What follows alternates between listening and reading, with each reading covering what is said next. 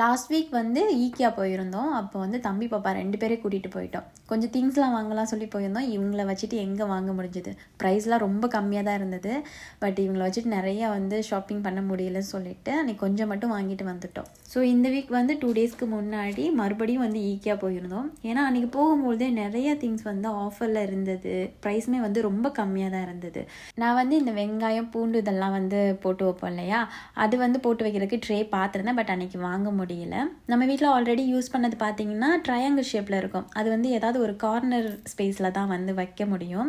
இப்போ சர்வீஸ் யார்டில் வந்துட்டு நம்ம லாண்ட்ரிக்காக ஒரு கேபினெட் வச்சோம் அப்படின்னா அந்த ட்ரையாங்கிள் ஷேப்பை வைக்க முடியாது. ஸோ அதனால் நான் இந்த ரெக்டாங்கிள் ஷேப் வந்து பார்த்து வச்சுருந்தேன்.